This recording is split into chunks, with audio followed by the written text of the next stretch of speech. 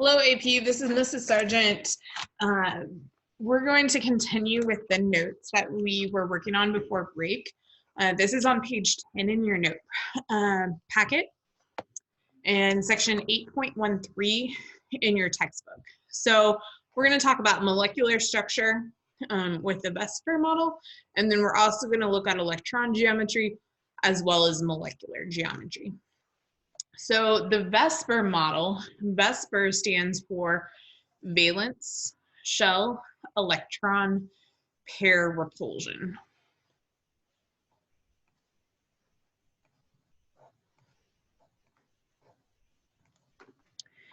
And so what the VSEPR model does is it allows us to use the electron dot structures or the Lewis structures that we've been drawing to determine the molecular shapes.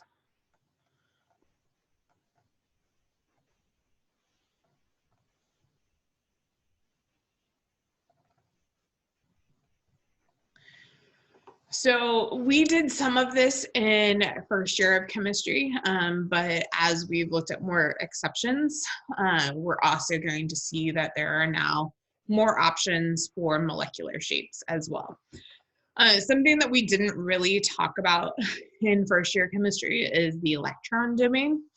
And so an electron domain can consist of either a bonding pair, so the electrons that are involved in bonds, or a non-bonding pair. Those are your lone pairs.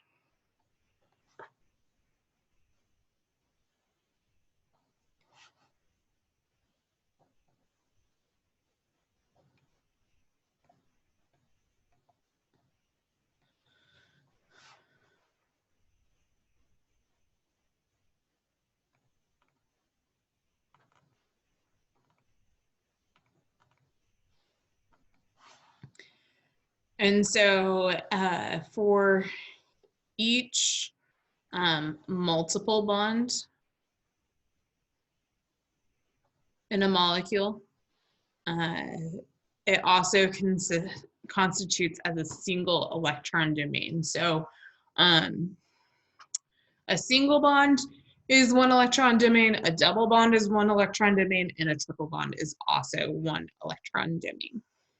So the VSEPR model is based on the idea that the electron domain are negatively charged and therefore they are going to repel one another. And so when something repels something, it tries to get it as far away as possible. And so what happens is that the best arrangement of a given number of electron domains is one that minimizes, I don't know why it keeps underlining like that, minimizes the repulsions among them.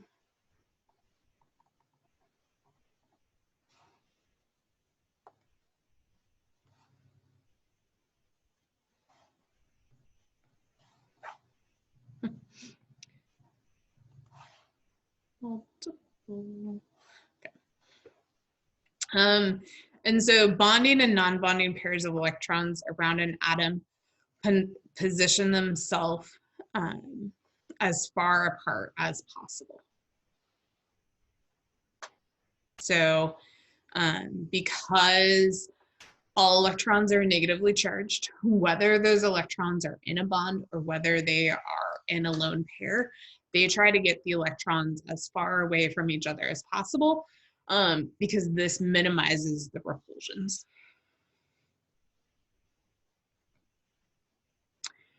And so what is the difference between electron domain geometry and molecular geometry?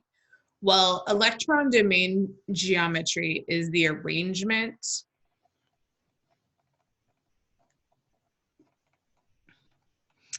of all of the electron domains.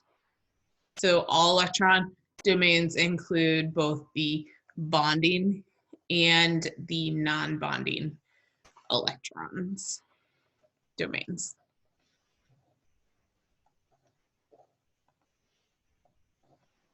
That are around the center atom. Where molecular geometry is the arrangement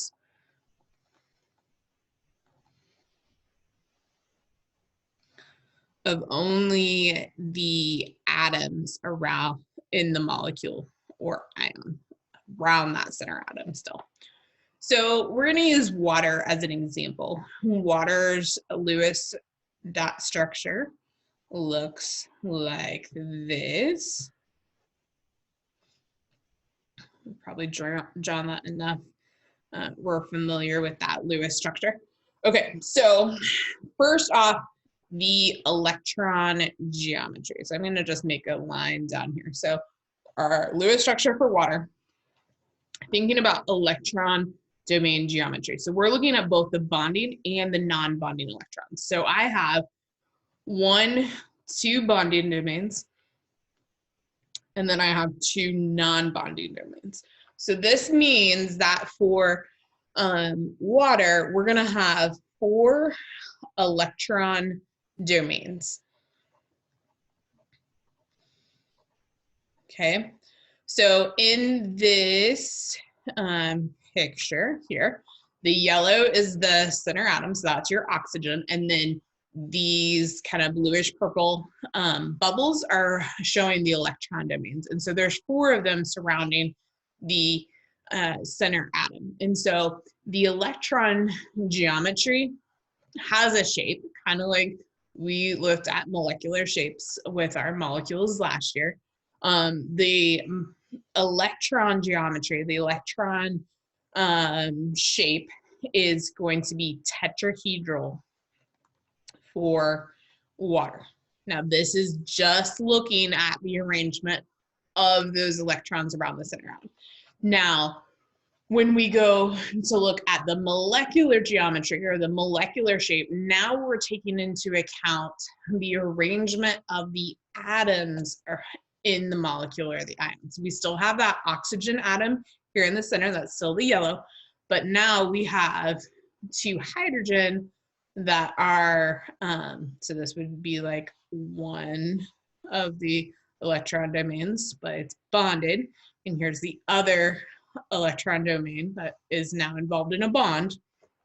And so just looking at the arrangement of these atoms, we have a molecular geometry that the shape is going to be bent.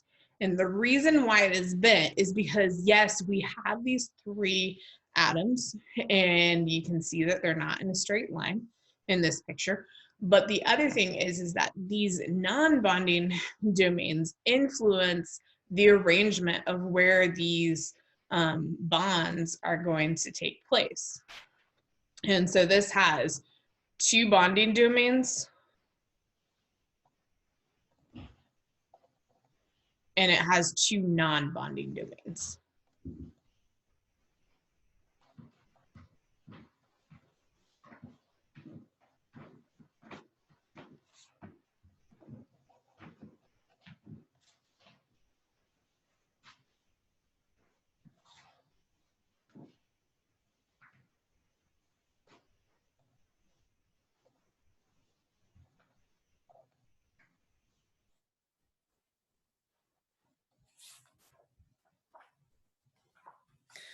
So when we go to determine the electron domain geometry, we're going to count the number of electron domains around the center atom. And there are 5 different electron geometries. And so the first is when you only have 2 electron domains around the center atom. This is a linear electron geometry. When you have 3 electron domains around the center atom, it is trigonal planar. When you have 4 electron domains around the center atom, it is tetrahedral. And when you have 5, it is trigonal bipyramidal. And so you can kind of see the outline of the 2 pyramids in here that are made out of triangles. That's where it gets the name trigonal pyramidal. And then when you have 6, it is octahedral, and that's because there's 8 or yeah, 8 faces to, if we were to connect all of these. So these are the 5 main shapes that we talked about last year when it came to molecular geometry. So like these names are probably something that is somewhat familiar to you. They're not completely new names. But in this regard, we're talking about them in regards to the shape of the electron domains. So let's take a look at a couple examples. So here we have CO2, carbon dioxide. Carbon is the Lewis structure, has 2 oxygen that are double bonded to it. And so when we're looking at our center atom being carbon, there are 2 electron domains on carbon, because remember that that double bond counts as a single domain. And so therefore, because it has 2 electron domains around the center atom, 2 electron domains around the center atom, that gives it a linear electron geometry shape.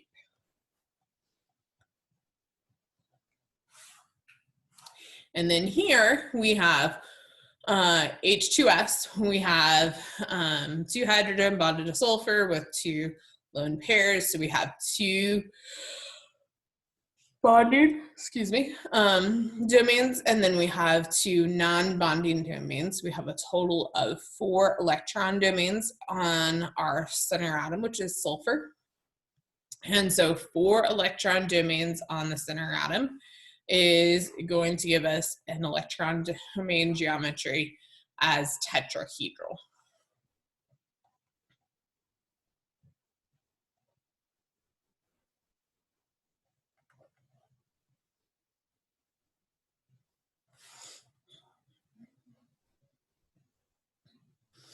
So something similar to electron domain geometry is the molecular geometry, but now we're looking at the shapes of our molecules. And so the steps for determining the molecular geometry, you're first going to draw your Lewis structure. That's always going to help you determine either the molecular geometry or the electron domain geometry. So you draw the Lewis structure. And then something that's helpful is determining the VSEPR formula or the ABE notation. This is something that we didn't talk about last year, but with our added exceptions and added shapes, this is really going to help us figure out the different shapes. So A just stands for your center atom. And then B is your bonded atoms. How many bonded atoms do you have? And X is how many bonded atoms there are. E is for the non-bonded electrons. So let me just, I'm gonna do it over here just so I don't mess this up. So A is the center atom.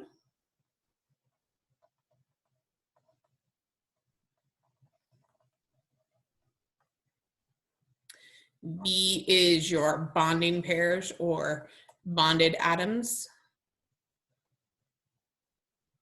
Bonded atoms.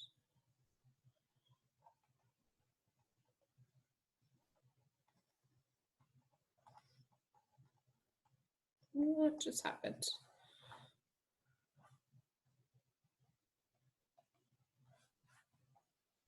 I don't know what happened there. Sorry about that.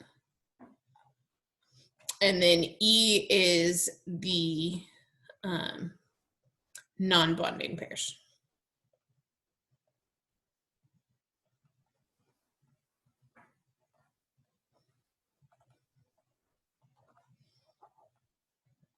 So the sum of your bonding pairs and your non-bonding pairs gives you your number of electron domains. So that will help you in determining your electron geometry. But then we need to count the effective electron pairs on the center atom. So the double and triple bonds count as one. The effective electron pairs is equal to the sum of the bonding pairs and the non-bonding pairs. So this is your effective electron pairs. And then you're going to arrange the electron pairs as far apart as possible. So this table, I know there's a lot of text in this table. You have it in your notes. It shows you the number of electron domains, the bonding electron pairs or the bonding areas, and then the non-bonding pairs, which are your lone pairs. And then it gives you your VSEPR formula. It also shows the approximate bond angles and then gives you the molecular shape name. So you can see like here is, we only have one option for when we have 2 electron domains, but we have 2 options if we have 3 electron domains. And then, you know, that kind of helps me split it up a little bit, make a little bit more sense of all this information. I'm going to go through some examples, especially these new ones like seesaw and T-shaped and square pyramidal and square planar. Those are new shapes that we haven't previously talked about. So we're going to look at some examples of those. This same information, just in another table, is shown here. So it gives you the electron domains, the electron domain geometry, the predicted bond angles, and then like how many lone pairs you have. So it just kind of, it shows you it all in a different format. This is my preferred format because then I can just look at the electron domains and then how many lone pairs do I have on the center atom to kind of figure out the molecular geometry. Now, you are going to want to work on remembering these shapes and the names of them for the AP exam. So I'm going to work on that with you guys. So if we have our VSEPR formula, AB2, so this means that we have 2 electron domains and they're both bonding domains. So the A represents the center atom, B represents the number of bonded atoms, and E represents the unshared electron pair. So like that, the shape is linear and it has a 180-degree bond angle. And so the way that I remember this is that linear, a straight line, is 180 degrees. So CO2 has a linear, and these are molecular shapes that we're looking at now. Now CO2 we had previously looked at for the electron geometry having a linear electron geometry. It also has a linear molecular geometry. Beryllium chloride is also linear. AB3, so this has 3 electron domains. They're all bonding domains. So the shape is trigonal planar. Bond angle is 120 because if you make a circle around that center atom and you split it in 3, it equals 120 degrees. Any resonance structure can be used to determine the shape. That is also something that is important because like with SO3 here, we can rotate this double bond between all of these and you're going to have the exact same shape. AB2E, so this has 2 bonding domains and 1 electron or non-bonding domain. So the shape is bent on this. So this is just kind of like the general format here. Your 2 bonded atoms and then your non-bonded pair there. The bond angle it is slightly less than 120 degrees. The reason for this is because the lone pair takes up slightly more room than what the bonds do. So it's pretty close to 120, but it is important to know that it is slightly less. I've seen that come up in different questions on exams before, like you are given a molecule and it asks why is this bond angle not 120 degrees, and you would say is due to the lone pair because the lone pair takes up more room than the bonds themselves. AB4 has 4 bonding pairs. The shape is tetrahedral, and the bond angle is 109.5 degrees. So CH4 is an example of this. This is kind of like 3D model. This, the wedge is showing the atom that's coming out towards you, and then the dashed line is showing the atom that's going back into like the screen away from you.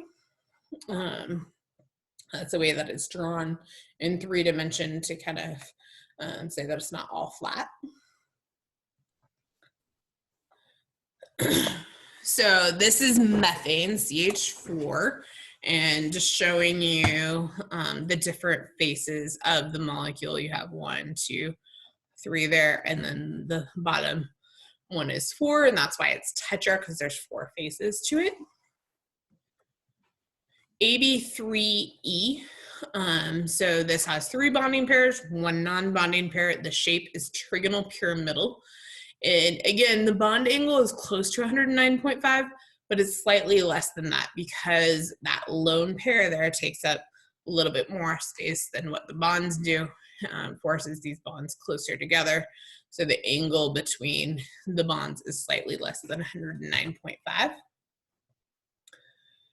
AB2E2, so this is another bent shape. This is water. Has 4 electron domains. 2 of them are bonding, 2 of them are non-bonding. So your bond angle is slightly less than 109.5 degrees. The unshared electron pairs repel more than the shared pair. So lone pairs require more space than the shared pairs. This is what I've been trying to say about like that lone pair taking up more room than your bonding pair. So this showing the Lewis structure, the electron geometry, and then the molecular shape with the lone pairs there, and then just the atoms over here. So this is looking at the bond angles in CH4, NH3, and H2O. All of them have the 4 electron domains. In CH4, they're all bonding domains, so it's 109.5, where NH3 has that 1 lone pair up here, so the bond angle is 107. And then with water, you have the 2 lone pairs. Those are my lone pair clouds. And so the bond angle is 104.5.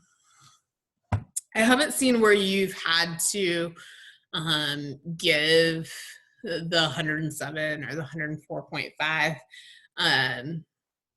Just like saying that explaining that the lone pair takes up more space, and so it is slightly less than 109.5 has been acceptable reasoning in the past. Okay, AB5, this is trigonal pyramidal, and so the bond angles are 120 degrees, they're equatorial, and then a 90 degree. So it's like you have a linear and then a trigonal planar intersecting it. So like this is 120 degrees, and this is 120 degrees, this is 120, but then this is 90 degrees. I guess I should make that a right angle for 90, and then this is 90. And this is 90. Not very pretty, but that's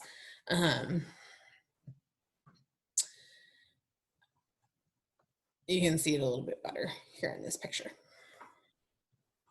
So PCl5 is trigonal bipyramidal.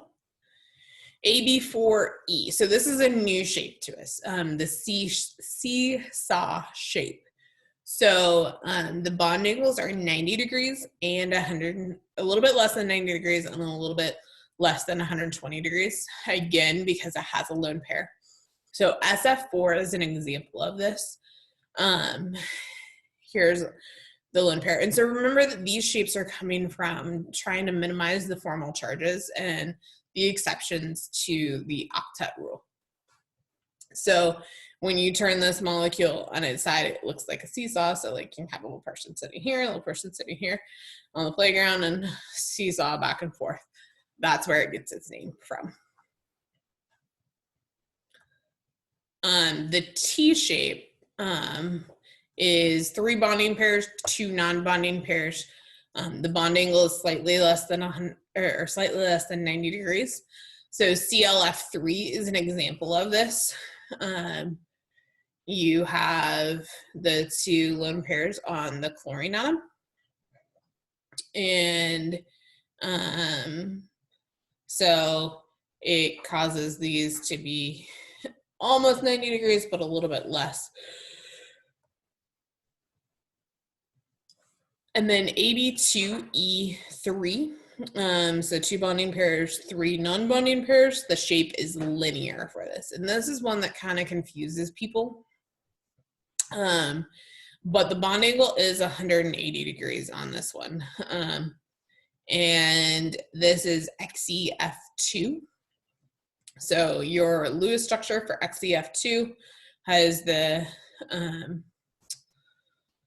3 lone pairs on xenon. So what happens here is you have your xenon here in the center, your 2 fluorine flanking it, but then the 3 lone pairs all there, and so it causes it to be a linear shape.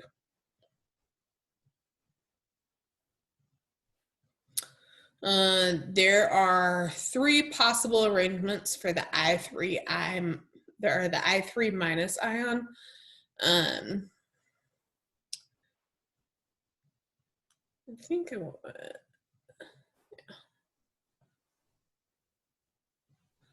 So it just kind of shows you the different options for the arrangement here. AB6, the shape is octahedral. So you have 6 bonding pairs. Bond angle is 90 degrees on everything. Lewis structure.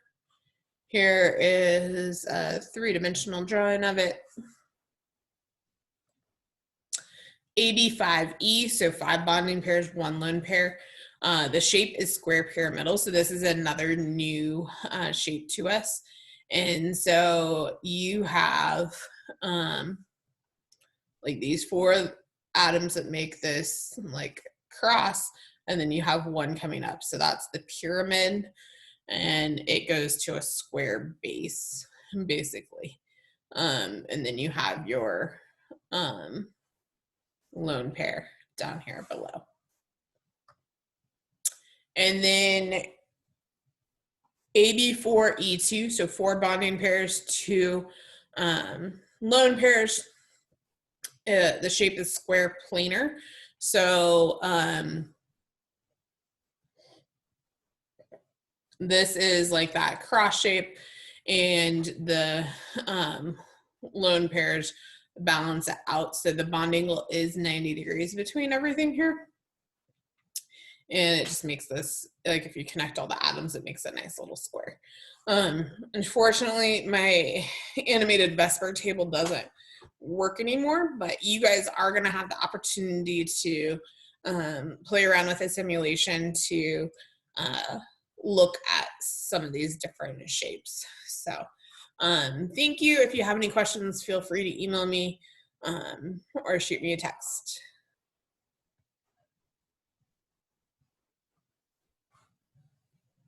Have a great day, guys.